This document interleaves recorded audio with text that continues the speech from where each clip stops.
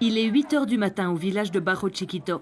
La police des frontières panaméennes se prépare à transférer plusieurs centaines de migrants vers des camps de quarantaine.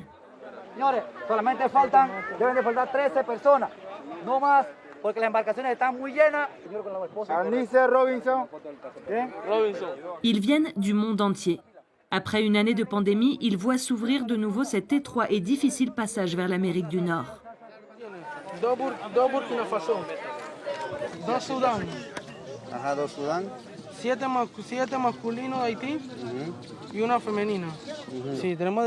Il y a de toutes les nationalités, des Palestiniens, des Afghans, de tout.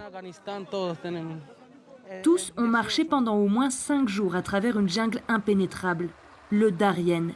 Une immense barrière végétale séparant la Colombie du Panama. Aucune route ne la traverse. Le chemin a été très dur. On s'est fait voler tout ce qu'on avait. On dormait par terre. On n'avait rien à manger. Et on n'a pas d'argent. Rien. Une odyssée qui fut pourtant le seul recours pour Hanis, alors que les portes de l'Europe se sont fermées. Il n'y a pas de vie dans mon pays. Pas de salaire. Les docteurs ne sont pas payés. Moi, je suis ingénieur. Je cherche simplement une vie meilleure. Ça faisait plus de 20 ans que j'attendais de pouvoir sortir de Palestine. L'Organisation internationale pour les migrations surveille de près la situation dans le Darién, où chaque année, plusieurs dizaines de migrants perdent la vie. Une femme a mis son bébé au monde dans la jungle. Quand on l'a trouvé, il avait 5 jours et elle le portait dans les bras. Il était complètement déshydraté. La maman et son mari aussi. Au Mexique, en 2019, on s'est rendu compte que les migrants qui avaient le plus recours aux services d'attention psychologique étaient ceux qui avaient vécu cette expérience de la traversée du Darién.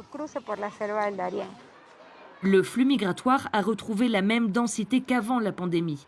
Un défi pour le Panama, alors que pendant près d'un an, 2500 migrants se sont retrouvés bloqués dans les camps mis en place par les autorités. Au début de la pandémie, tous les pays ont commencé à fermer leurs frontières. Les migrants ne pouvaient plus poursuivre leur chemin et on ne pouvait donc plus assurer leur transport contrôlé. Alors, on a dû les garder pendant des mois. Certains se sont retrouvés bloqués à Panama City. Un an après son passage par le Darién, Jefferson porte encore les traces des piqûres des insectes de la jungle qui lui ont provoqué de fortes fièvres. Quand la pandémie est arrivée, j'ai été enfermé 3 mois au bureau de l'immigration. Et je me sentais de plus en plus malade. J'étais angoissé, désespéré. Je pleurais. Je priais Dieu chaque jour.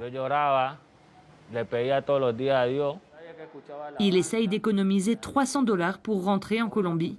Pour lui, la mère aventure de la migration s'arrête ici. Je veux sortir d'ici, je veux de l'aide.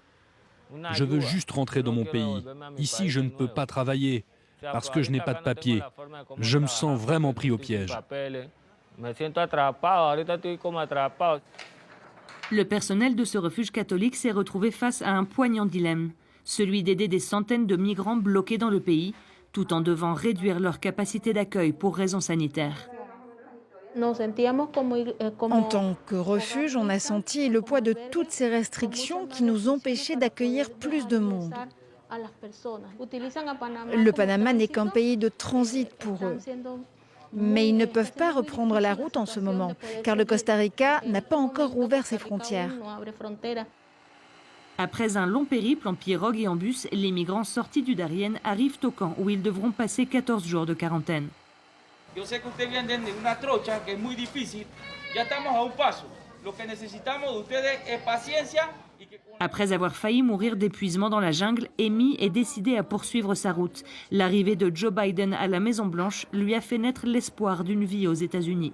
C'est une motivation puisque c'est un démocrate.